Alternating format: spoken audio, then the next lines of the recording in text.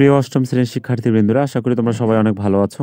আজ আমরা ২.১ অনুশীলনীর ৪ ও ৫ নম্বর অঙ্ক দুটি সমাধান করব। তো দেখো, ৪ নম্বর অঙ্কে বলা আছে যে বার্ষিক শতকরা মুনাফার হার ১০.৫০ টাকা হলে, অর্থাৎ মুনাফার দেখো হার এখানে দেওয়া আছে। মুনাফার হারকে কিন্তু আমরা জানি আর দ্বারা প্রকাশ করা হয়। তাহলে দেখো আর এর মানটি দেওয়া আছে এবং বলছে যে ২০০০ টাকার, তাহলে যত টাকার হয় সেটাকে আসলে আসল বলা হয়। তাহলে অর্থাৎ আমরা বলতে পারি এখানে আসলকে যেহেতু পি দ্বারা প্রকাশ করা হয়, তাহলে দেখো পি এর মান ২০০০ সেটিও দেওয়া আছে এবং বলছে ৫ বছরের, তাহলে মানে কি বছর এখানে দেওয়া আছে, অর্থাৎ বছর অর্থাৎ সময়কে যেহেতু এন দ্বারা প্রকাশ করা হয়, এন সমান দেখো ৫ বছর সেটিও দেওয়া আছে। তাহলে ৫ বছর হলে মুনাফা কত এটি আমাদের নির্ণয় করতে বলছে।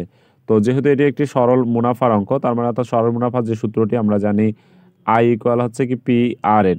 তো এখানে দেখো আমরা জানি যে কোনো তিনটা যে স্টেপের মান দেওয়া থাকলে, তিনটা বিষয়ের মান দেওয়া থাকলে চতুর্থ যে বিষয়টি সেটি কিন্তু মান আমরা খুব সহজেই নির্ণয় করতে পারবো।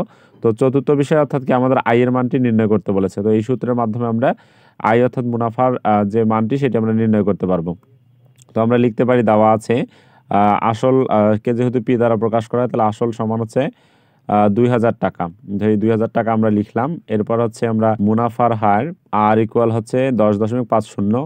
দেখো মুনাফার হার সর্বদাই আসলে পার্সেন্টে হয়, তো যার কারণে আমাদের আসলে এখানে টাকা লেখা যাবে না, এই জন্য আমরা আসলে হচ্ছে পার্সেন্টে লিখে দিলাম। কিন্তু হচ্ছে এই পার্সেন্টটাকে আসলে রাখা যাবে না, এই পার্সেন্টটাকে আসলে তুলে দিতে হবে। তো তুলে দেওয়ার নিয়ম হচ্ছে আমরা এই পার্সেন্টের জন্য আমরা ১০০ দ্বারা ওই সংখ্যাকে ভাগ দেব। তো ভাগ দিলে তখন আসলে পার্সেন্টটা উঠে যাবে এবং হচ্ছে এখানে আসলে তখন আসলে টাকা লিখতে হবে। তো এরপর সময় যেহেতু দেওয়া আছে, তাহলে আমরা লিখতে পারি সময় সমান, সময়কে এন দ্বারা প্রকাশ করা হয়, এন ইকুয়াল ৫ বছর, সেটি আমরা পেয়ে যাচ্ছি। তো আমরা লিখতে পারি, আমরা জানি সরল মুনাফার ক্ষেত্রে I equal P R N, মুনাফা নির্ণয়ের যে সূত্রটি I equal P R N. তো যেহেতু আমরা আই এর মানটা বের করবো, তাই আইকে বামে রাখলাম, পি এর জায়গায় পি এর মান বসাই দিই। পি বলতে দেখো ২০০০ গুণন আর বলতে হচ্ছে আমরা পেয়ে যাচ্ছি ১০.৫০ বাই হচ্ছে কত ১০০, এবং এন বলতে আমরা পেয়ে যাচ্ছি কত ৫ বছর, সে ৫ লিখলাম। এরপর যদি আমরা আসলে এখানে কাটাকাটি করি, তাহলে দেখো ১০০ দ্বারা যদি আমরা ২০০০কে ভাগ করি, তাহলে পেয়ে যাচ্ছে কত ২০। নিচে আর কেউ থাকলো না, এরপর আমরা উপরে সবগুলো গুণ করব।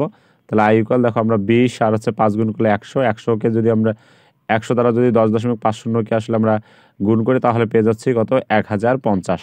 তাহলে আমরা লিখতে পারি অতএব আছে নিম্ন মুনাফা সমান হচ্ছে ১০৫০ টাকা। এরপর আমরা ৫ নম্বর অঙ্কটি দেখব। দেখো ৫ নম্বর অঙ্কে এখানে বলা আছে যে বার্ষিক মুনাফা শতকরা ১০ টাকা থেকে কমে ৮ টাকা হলে, তার মানে অর্থাৎ মুনাফার হার ১০ টাকা ছিল, সেখান থেকে কমে আসলে ৮ টাকা হয়ে গেছে। তো ১০ টাকা থেকে যখন মুনাফার হার, অর্থাৎ মুনাফার হার যেহেতু পার্সেন্টে হয়, তার মানে ১০% থেকে ৮% হয়ে গেছে, তাহলে কমে গেছে দেখো কত পার্সেন্ট, অর্থাৎ দেখো যে ২% কমে গেছে। তাহলে মুনাফার হার টিকলো হচ্ছে কত ২%-এ, এবং হচ্ছে ৩০০০ টাকার ৩ বছরের মুনাফা কত কম হবে। তা ২% কম মানে কি, দেখো ১০০ টাকায় ২ টাকা কমে যাচ্ছে, তাহলে ১০০ টাকায় যদি ২ টাকা কমে যায়, ১ টাকায় কত কমে যাবে, বা হচ্ছে কি ৩০০০ টাকায় কত টাকা কম হবে, সেটি আমাদের বের করতে হবে। তো আমরা সেভাবে আসলে সাজাবো, যে তথ্যগুলো দেওয়া আছে সেগুলো আগে আমরা লিখে নিব।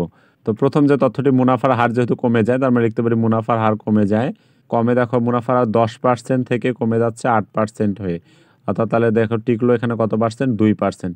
তো মুনাফার হার যেহেতু 2% এখানে আছে, তো পার্সেন্টে রাখা যাবে না, এটিকে টাকায় রূপান্তর করতে হবে। তো টাকায় রূপান্তর করার কারণে 2কে আছে কি এই পার্সেন্টের জন্য ১০০ দ্বারা ভাগ দিতে হবে, তখন হচ্ছে কি এখানে আসলে টাকা বসে যাবে। তো এরপর দেখো যে আসল আমাদের দেওয়া আছে। তো আসল কে যেহেতু পি দ্বারা প্রকাশ করা হয়, পি সমান হচ্ছে কত ৩০০০ টাকা।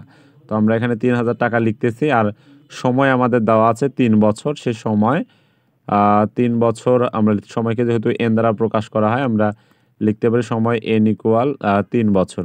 তাহলে 3 বছর হলে আমাদের মুনাফা কত কম সেটি বের করতে হবে। তাহলে আমরা লিখতে পারি, আমরা জানি সরল মুনাফার ক্ষেত্রে আই ইকুয়াল হচ্ছে পি আর এন, আমরা এটি জানি সূত্রটি, সেই সূত্রটি লিখলাম। এরপর হচ্ছে আমরা সেই পি এর জায়গায় পি এর মান, আর এর জায়গায় আর এর মান, বা এন এর জায়গায় এন এর মানটি বসাই দেবো। তাহলে পি সমান হচ্ছে কত ৩০০০ গুণন আর বলতে হচ্ছে আমরা পেয়ে যাচ্ছি 2/100, এবং এন বলতে হচ্ছে 3। তো এরপর আমরা যদি ১০০ দ্বারা যদি ৩০০০কে ভাগ করি, তাহলে আমরা পেয়ে যাচ্ছি কত ৩০, এবং হচ্ছে এখানে আর নিচে কেউ না থাকার কারণে এবার উপরে যদি আমরা গুণ করি, তাহলে পেয়ে যাচ্ছি দেখো, তাহলে ৩ দুগুণে ৬, ৬ আর ৩০ গুণ করলে হচ্ছে আমরা পেয়ে যাচ্ছি কত ১৮০। তাহলে মুনাফা কমে যাবে কত ১৮০ টাকা। তাহলে আমরা লিখতে পারি নিম্ন মুনাফা ১৮০ টাকা। তো আজ এই পর্যন্ত, দেখা হবে নতুন কোনো পর্বে, সেই পর্যন্ত সবাই ভালো থাকো, সুস্থ থাকো। ধন্যবাদ সবাইকে।